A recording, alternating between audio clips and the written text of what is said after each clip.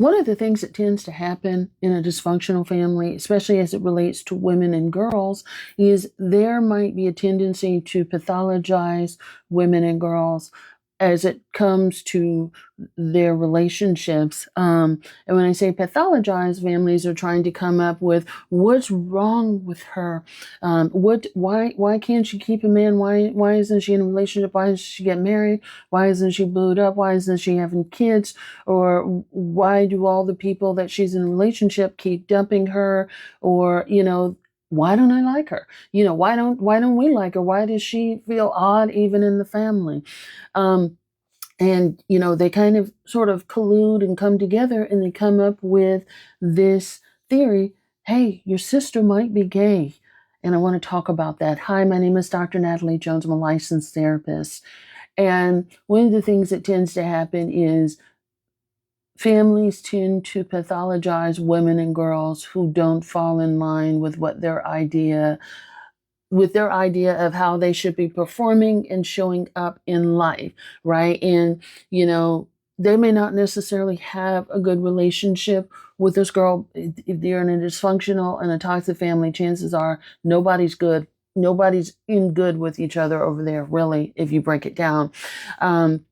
But as opposed to being introspective and looking inward and taking apart and really sort of deconstructing what happened in our family of origin, we're going to pathologize that girl over there, our daughter, our sister, and we're gonna come up with these things that could be potentially hurtful, or just even the way that we're going about it being hurtful about it, and sort of talking about her in a negative way behind her back. She's gay. This is why she did X, Y, and Z when she was 12. She's gay. That's why she can't keep a man. She's gay. That's why she hasn't had children yet. She's gay. That's why her house is decorated the way it is. All these sort of, astronomical sort of theories and beliefs that they come up with, as opposed to minding their business as first and foremost. B, if they have some questions or even concerns of that matter, going to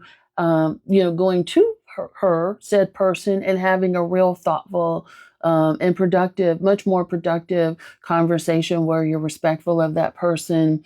Three, really deconstructing and breaking down what happened in our family, right? Like if there's abuse that's present, if that person has never been taught, how to have a healthy, safe relationship, or they've never even seen that, maybe sort of deconstructing the role that you have even played in their ability to not have that, or to never have seen that, right?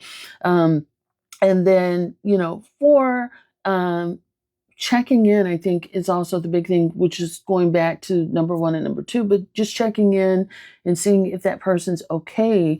If you're really concerned, like how, if they're okay after said relationships or said experiences, whether or not they've recovered from certain things, because that's also another thing that people fail to factor in, is like, sometimes relationships can leave women so traumatized that they never want to, be in a relationship again, or, they don't trust people, they may not even trust you either, which is probably one of the reasons why there's a lot of the speculation going on behind their back, is because you're proving all the reasons why they don't trust people. Like they could literally, absolutely be doing their own thing, minding their business, paying their bills, and doing life.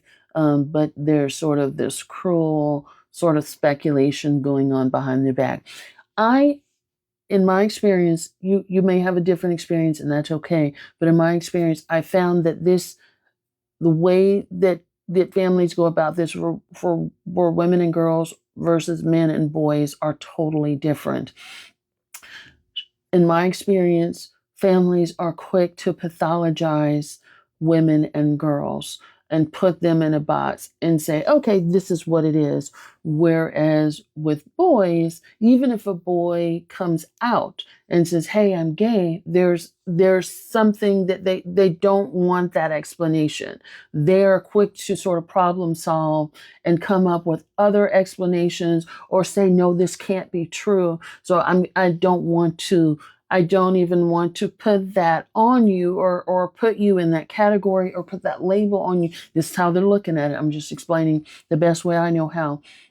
And so this is, I don't want to put that label on you. So we're not going to go down that path. I'm not going to accept that you're gay. I'm not going to do that. We're going to look for other explanations. I think you might be depressed, or I think you might not have been around enough. So there's more of a problem solving and um, alternative solution seeking strategy when it comes to men and boys versus girls. Nope, this is what you are, and we finally have come up with it, and you're just weird, or you have all these things that are wrong with you, and this is our explanation for that. So I hope that makes sense. Let me know what you guys think about that. Like, comment, follow, share, and let me know if you've seen what I've talked about. And I think this is something that happens in a lot of families where they collude against one member that doesn't fit their ideology. It also, that collusion also, when people do that, that means that they're doing that to keep from looking at their own background and their own stuff and their own relationships.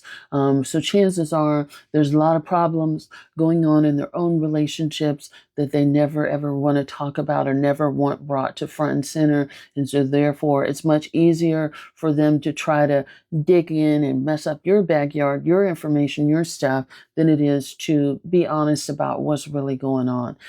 So thank you so much. Hope that helps.